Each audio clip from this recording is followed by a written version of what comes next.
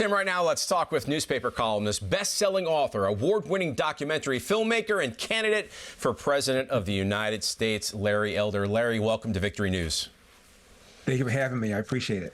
Larry, House Oversight Chair James Comer wants those National Archives memos titled Records on Hunter Biden, James Biden, and Their Foreign Business Dealings.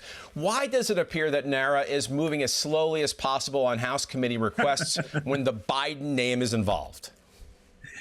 Maybe there's something called two-tiered system of justice here. And what's really scary is if the Republicans hadn't taken over the House, we wouldn't have known about any of this. The 51 senior intelligence officials that signed that letter claiming the Hunter Biden laptop story was Russian disinformation. Hillary Clinton had a server in her basement on which she sent and received information that was classified, claimed that she didn't.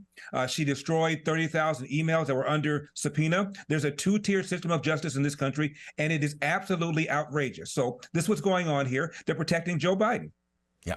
And Larry, you were not on the stage at the first Republican presidential primary debate, even though your campaign said they met all the requirements. The RNC refusing to accept a Rasmussen poll was one of the issues. Why, and are you going to make it on the stage for the next debate?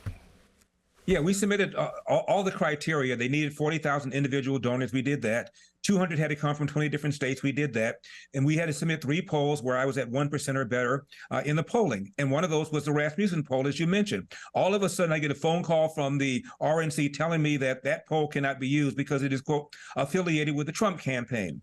I said, assuming that's true, why is that my problem? They said, well, any poll affiliated with any candidate can't be used by any other candidate. And then Rasmussen put out a statement and said, Trump had nothing to do with our poll. There's no reason why Elder can't use it. So then we submitted a 4th poll, and they said we submitted it too late. My lawyer is the former chair of the Federal Election Commission, and he says that by doing this, what the FEC did basically was to give the 8 people that made it a campaign contribution that could subject them to an FEC fine. So we threatened to sue them, file a complaint. If they didn't change their mind, they didn't. We now have filed the complaint. I'm going to make that next debate. That's the next one on the 27th of September.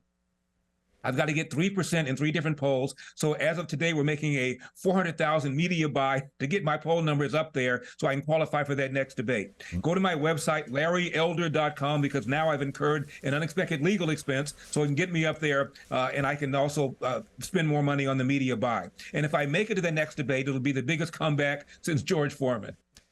Larry, the Wall Street Journal is reporting on the Pentagon's new plan to counter China that includes swarms of smart satellites and other AI-driven technology. Deputy Defense Secretary Kathleen Hicks says, quote, this is about driving culture change just as much as technology change so we can gain military advantage faster. Is the future of our military in space and technology rather than large traditional ships and tanks, do you think? You know, unlike the current commander-in-chief, I'm going to rely on the expertise of my generals. Biden pulled out of Afghanistan and then lied and claimed that none of the military leaders advised him that this was going to be a bad idea, that the Afghan government would collapse, Taliban would come back. And 2 generals testified under oath that they gave Biden advice that Biden simply did not follow. I'm going to listen to my military experts about all of that. I'm not an expert on AI. I'm not an expert on military installations, but I do know that the number one thing is to have a prepared military with strong morale, and our morale is weak. We're pushing things like DEI and all sorts of social experiments, as opposed to making sure that our army can fight and win wars. Point well taken. And Larry, the Democrats continue to shout racism whenever an issue or opponent don't line up to their liberal agenda. Will this work in 2024, or are voters worn out from this tactic?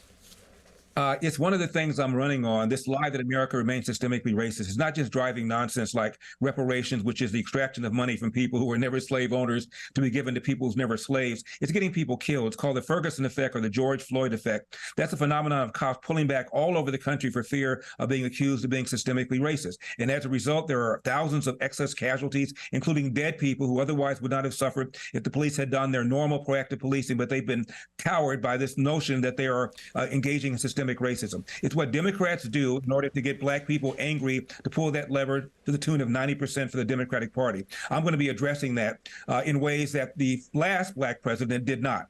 Obama promised to be a racial conciliator. For 8 years, he played the race card over and over and over again so that when he left office, both blacks and whites thought race relations got worse. I will reverse that. All right, Larry Elder, thank you for your time and spending it and talking to us here on Victory News. LarryElder.com to find out more. My pleasure. Thank you. Thank you.